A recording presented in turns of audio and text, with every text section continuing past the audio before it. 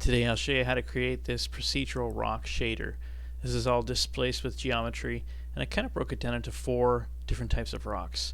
There's this sharp one here, a smooth one here, sharper one with tiny faces, and this one here. And here they are all at once. So I'll show you how I did those.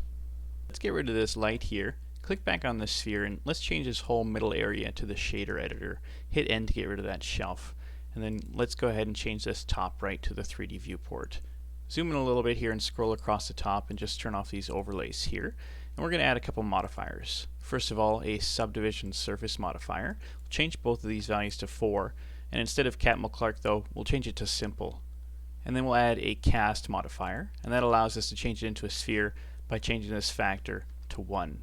Let's also enable smooth shading with right click or W. You go into rendered mode. It's kind of dark because we took our light out of there, so let's add an HDRI in. On world properties here, there's this yellow circle. You just want to click on that and go to environment texture and open this up here, and you just need to find where you've saved some HDRIs. If you don't have any, check out hdrihaven.com. There's so many good ones on there. So I'm just going to choose one. I may change it later if I don't like the lighting, but let's go with Cloud Layers 4K. So if we load this in here, it automatically lights our scene up. And while we're here, let's change this from Eevee to cycles because we're going to be doing some displacement. And let's go ahead and change this to GPU compute if you have it. And then let's come over here to the world properties, and under ray visibility, just unclick camera right here, and this allows the background to disappear, but the HDRI still lights your object. So it's a very easy way to get really nice lighting really quickly. Change this setting here under material properties where it says displacement. We want to change that from bump only to displacement and bump, and that'll allow us to do the displacement in the first place. So I'm actually going to change this to 6 on my subdivision surface modifier. It doesn't really slow things down for me. It's a little easier to see what's going on as well. I'm going to bring in a Voronoi texture. Let's just see what this looks like. Bring in a displacement as well and plug this distance into height. Let's see what this looks like. We've got our displacement map lit up here, and if we plug this into the displacement on that material output, it displaces our sphere. So it's kind of this interesting random sharp jutting out texture. And if we view that on the principled BSDF, it's much easier to look at. We also got our nice lighting from the HDRI coming in as well. Let's just lower this scale here.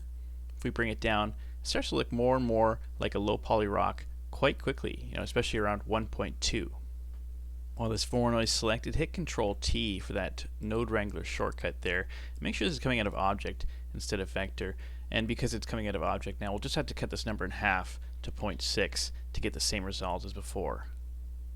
For an added degree of control, let's add in a color ramp, and let's just place it right after that Voronoi.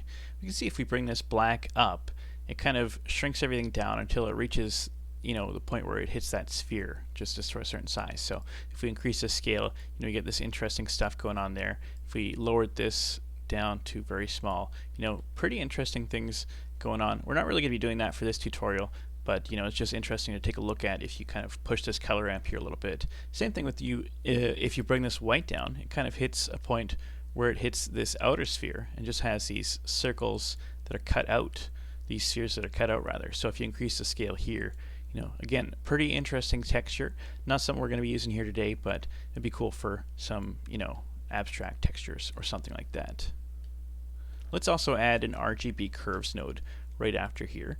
Just place it here. This is just an extra degree of control. Same kind of thing. If you push it too much, it probably will give some pretty weird results. But if you just move this around a little bit, you can get some interesting stuff.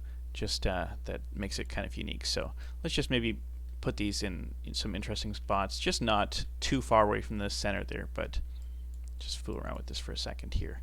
I like that. Let's do that there. So one thing we could do at this point is change the randomness on this Voronoi here. If we brought it down to 0.367, we start to get these round areas that kind of complement these sharp areas, which looks kind of cool. I'm going to bring this back up to 1, but just keep that in mind. You could vary it if you want with that value there. To add some more complexity, let's add another Voronoi texture in. Just place it upstream of this first one. So we can see it's got kind of an extreme influence. So let's back that off a little bit with a mix RGB and just place it in between these two Voronois, and then run vector from the mapping into color 2. And now this factor on this mix RGB here is a controller. If we bring it all the way to the right, it's like this Voronoi texture isn't even here.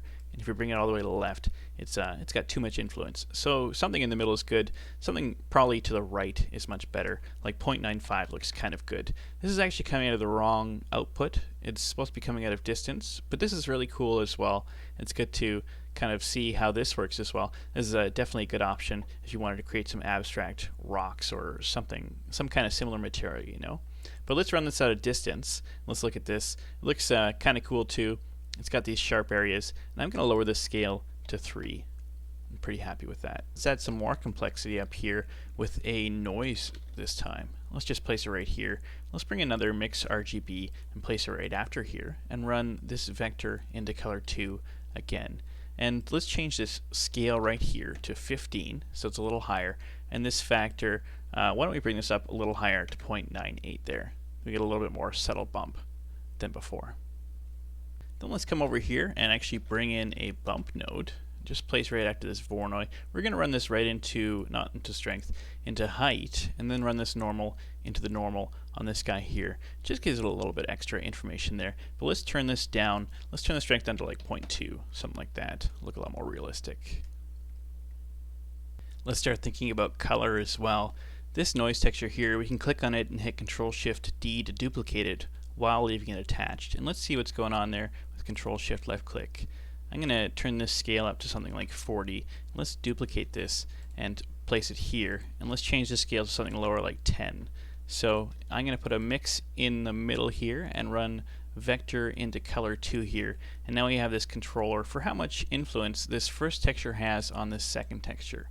If we bring it all the way to the right, we're just seeing this larger texture. If we bring it all the way to the left, we're just seeing that smaller texture. So if we put it in the middle somewhere, or pardon me, not just that smaller texture, but we're seeing like full, as if this mix wasn't here, is what I mean to say. So if we bring this to the right, something like 0.6 I think will work pretty well for our purposes. We get this kind of cool larger spots with smaller details. And then I'm just going to put a color ramp at the end here. We could set up a whole bunch of points meticulously on this color ramp, and it might look good, but there's a really fast way to do it. And so I'm going to split my screen here, change this to the image editor, and I guess I already loaded that up, but I'll just show you how to do that.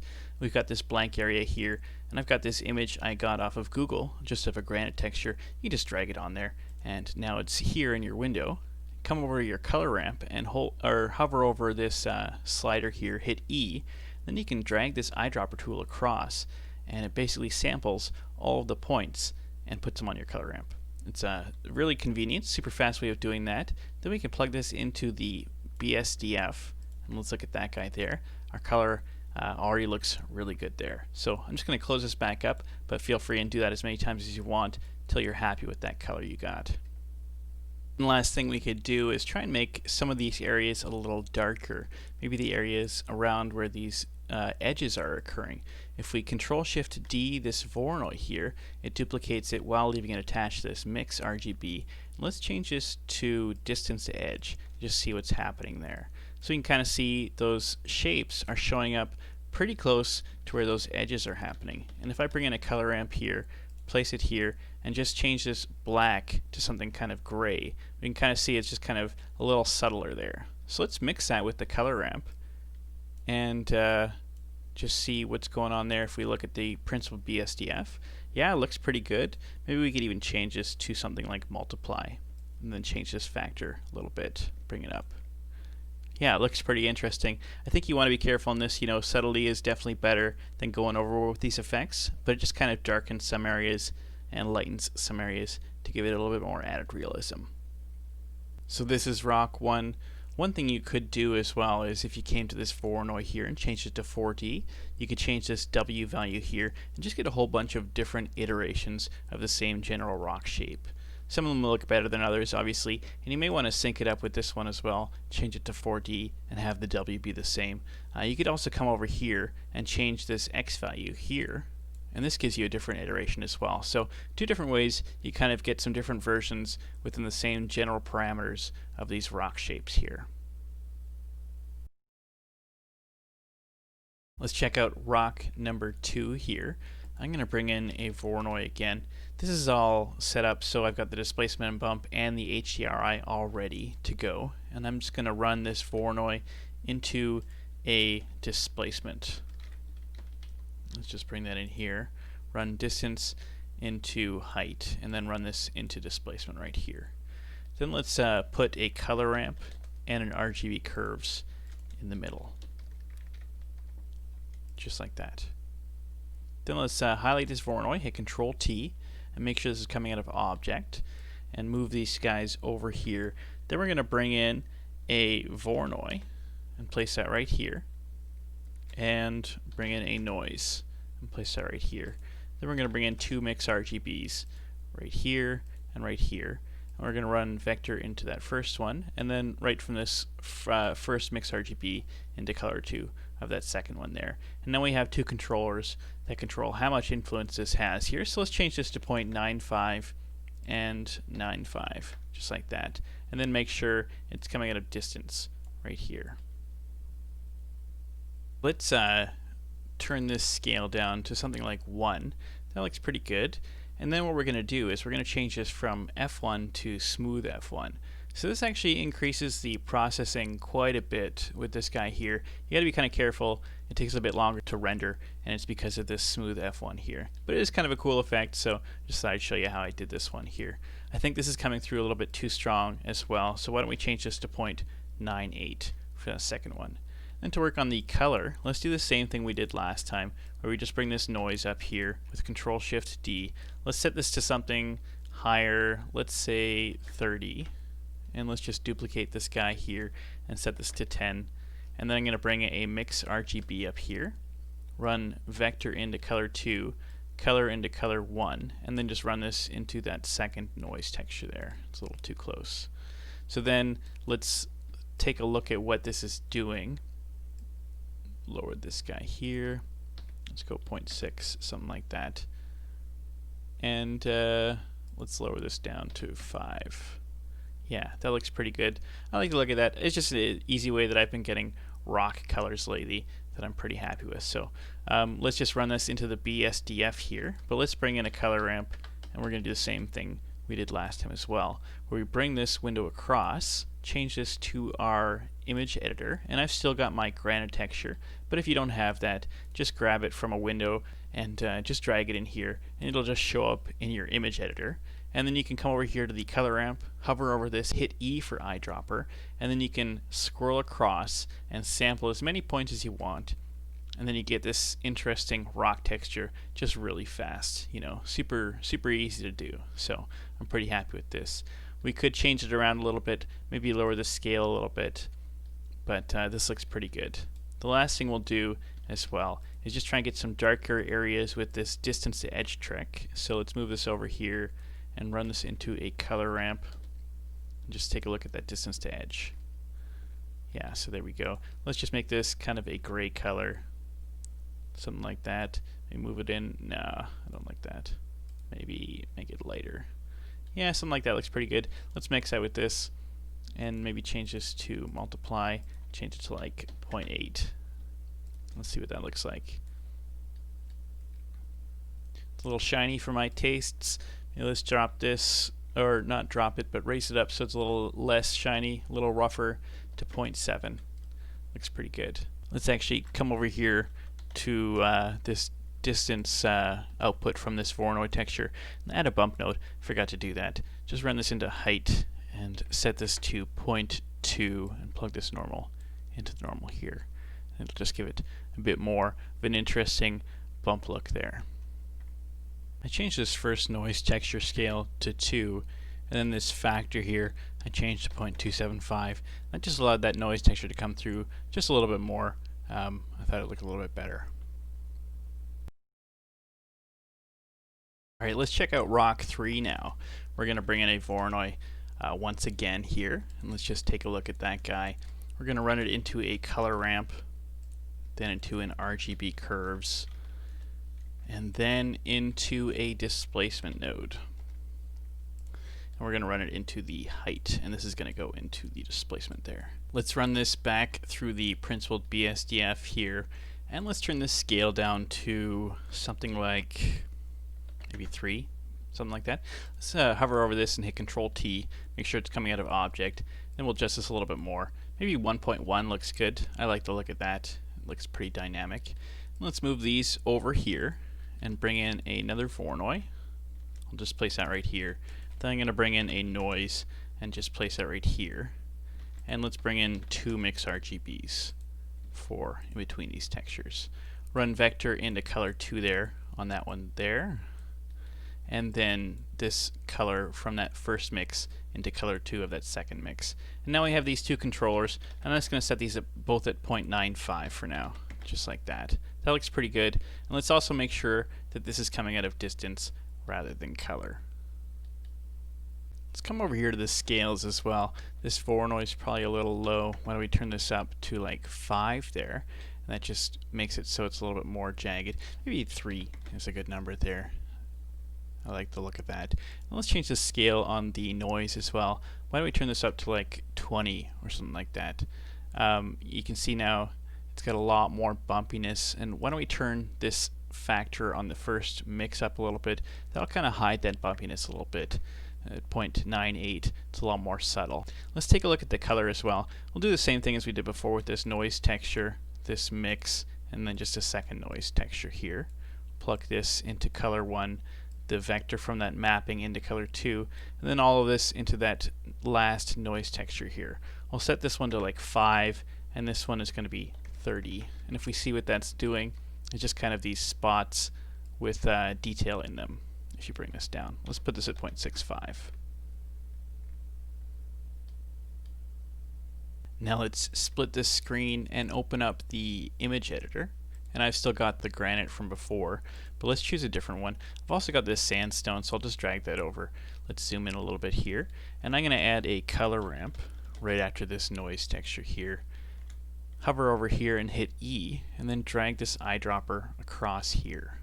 So now we've got this, and we can see with this Principled BSDF here, we got this nice little sandstone texture. We could do that again if we wanted, maybe get some of this darkness in here too.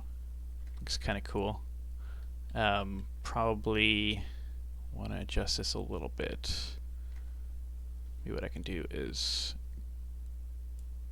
yeah, that looks a little bit better there. I like the look of that. You can obviously do it as many times as you want, but that looks pretty good. And let's do something similar like we did before, where we get some edge lines coming in here too. So we'll duplicate this Voronoi with Control-Shift-D, and let's change this to distance to edge. Let's see what this looks like. It's got those edges there. And let's drag that across, bring in a color ramp, and place it right here. Then let's hover over this black area and hit E. And let's go to one of these dark areas right here. That one, for instance, looks pretty good. And let's darken this up a tiny bit, just like that. Let's mix these 2 together and change this to multiply. And let's drag this in a bit here, maybe. I don't know about that. Then let's go ahead and take a look. And now we've got some darker areas there. I'm not sure why it's not appearing exactly over here. There's probably a reason that makes a lot of sense why that happens, but it does a pretty good job. You could even change the scale here to kind of hide it a little bit. Maybe that looks a little bit better even, just like that if I lower the scale there. So let's also quickly run a bump node right here. I forgot to do that. Just run from distance into the height there, and then run this normal into the normal here. And let's turn this down to something like 0.2. Should be good. This Voronoi in the middle, I changed the scale to 2, and for this mix, after this noise texture, I changed that to 0.95, and the scale for that noise texture, I changed that to 10. I also changed this Voronoi texture right here. I just changed the scale to 0.9. I thought it lined up a little bit better with those edges there. For Rock 4, instead of a Voronoi, we're actually going to use a noise this time and displace that. Let's take a look at what that looks like. I'm going to add in a color ramp and an RGB curves, and these are kind of, I think, optional, but it just allows you to do something else that tweaks it a little bit. So it's kind of like adding a new parameter that can kind of change the shape a little bit. Let's add a displacement node and run all of this into that. And instead of the normal, it's going to go into height. and this is actually going to go into the displacement here. So then let's view this principled BSDF again. Click on this noise and hit Control T and make sure this is coming out of object and going into vector. Let's lower this scale here to something quite low, like 0.4. And this actually looks like maybe a better way to do that pebble that I did for rock too. But it's just kind of nice to know both ways to do it with that Voronoi Smooth F1 as well, Euclidean. But let's add some more complexity here and add a noise texture and a Voronoi texture. And place that right here. And I'm going to turn this noise texture up to something like 20. And let's add 2 mix RGBs in between these textures. One right here and one right here. We're going to run the vector into the color 2 of the first mix RGB, and then the color coming out of that first mix RGB into color 2 of that second one. And then let's set both of these factors at 0.95 so the influence is much lower. Just like that. Let's make sure it's coming at a distance and not color as well. Let's duplicate this noise texture and run color into vector there, and let's duplicate this color ramp as well. Let's just run factor into that color ramp there, and let's mix these two together just like this. But let's change this so that this is actually going into the factor instead of color 1. And now this is kind of a mask. I'm just going to move this over a little bit here, give us some more space to work, move this material output up. Let's change this scale to something a little higher, like maybe 2, even a little higher. Let's try like 2.3, yeah, something like that. And let's try moving this in here and move this over here. Yeah, we just start getting some kind of interesting shapes there. Why don't we move this up here as well?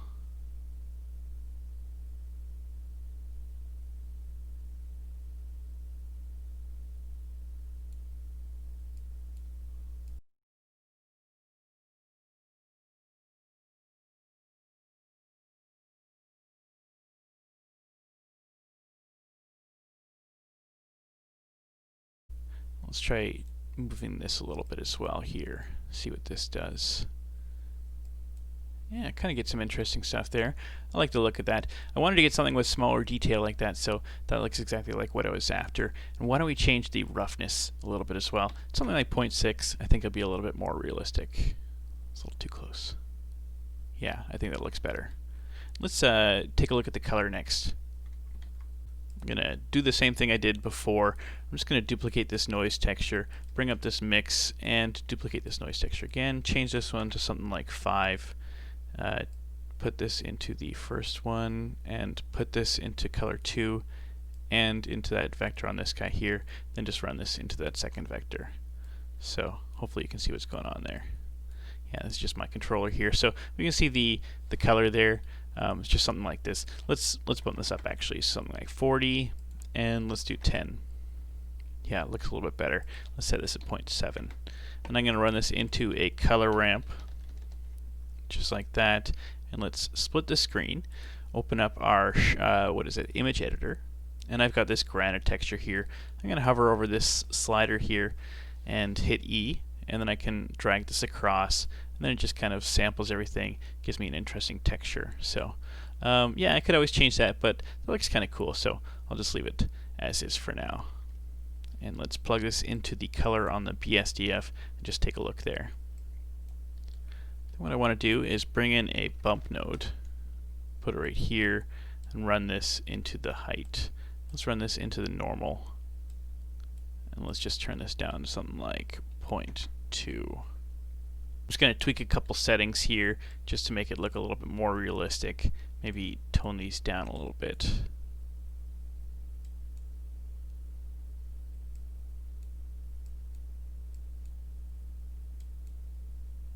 Yeah, I like the look of that a lot better. A little bit more subtle. Maybe even something like this. Looks pretty cool.